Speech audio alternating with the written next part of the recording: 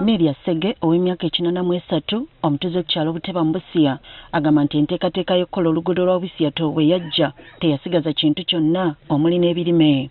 Emiti n'omwogo wange ne kasooli n'obuwemba byonna baamugwa wange. Ono n'abatuuze abalala okuva ku byalo okuli Akipenet, Kareyu, Okame, Obochet, Okame, Amagoro, Ogorieta, Abochet Anebi ne Kateke mu ggombolola y'e Buteba mu disitulikiti y'e Busia bavudde mu mbeera ne beeyiwa ku luguudo olukolebwa abachina Railway Bureau 18 nga baagala kumanya lwaki tebaliyirirwa. Bajja ne bakola survey ne batuwandiika amanya ne bawandiika ebintu byonna ne valuation n'efuluma. Olwamala okufuluma that was 2021 paka ne leero ne batuyizisa abantu oluguudo lugendenga mu maaso nga bwe batusasula.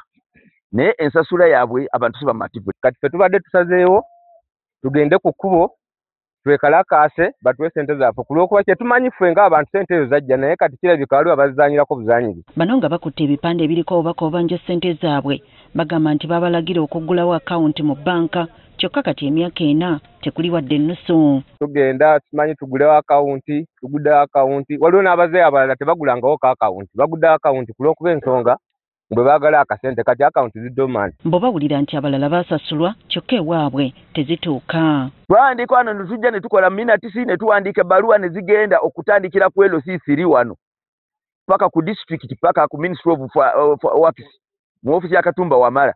Nze kennyini ffe abazitwalayo ne tutwala paka ku permanent secretary owa Works ne tugendayo ne batugamba nti bali kusindika 5.4 billion.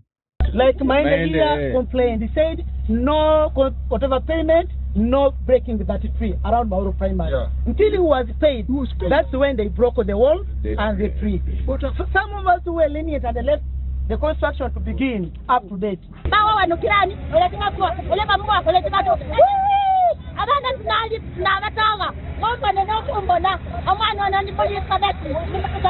Bagamba bategezebwa ng'empapula ku byalo ebimu bwe zaabula ekibatabula.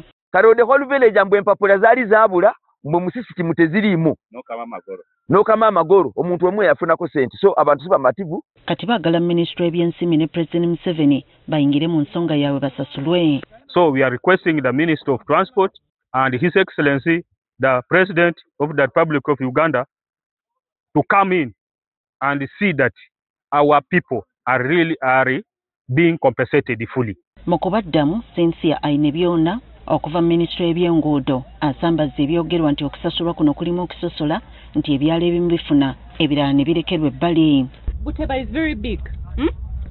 The PAPs we have, it is not only you. There are many more others. Atangazizza nti okusasulwa kukolebwa mu mitendera okusinziira ku ssente eziriwo. Compensation money given to Ministry of Works, every release there is a certain amount of money that is allocated for compensation of affected persons on projects.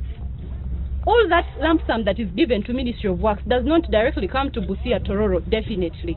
Abasabye okwongera okugumiikiriza tuwadde nga waliwo akasoobo naye buli alina okusasulwa ajja kufuna ssente ze. We have over 1,000 PAPs on this project. PAPs Simba Ntegeeza project affected persons. We have over 1,000 and over 500 plus over 600 have already received their payment. We tuviiriddeyo nga batuuze bakyakalambidde n'ebipande byabwe baagala kusasulwa. Oluguudo lwa Busia Tororo luli wansi w'enteekateeka y'amajjanji Busia olwakolebwa mu biseera by'abafuzi b'amatwale okutambuza ng'ebyamaguzi okuli ebyennyanja ebyatwalibwa ng'emajjanji okuva mu Mwanza mu Mombasa. Majjanji Busia lwayibwa korasi kyokka olwa Busia Tororo lutudde okuva mu mwaka gwa 2021 we lwatongozebwa.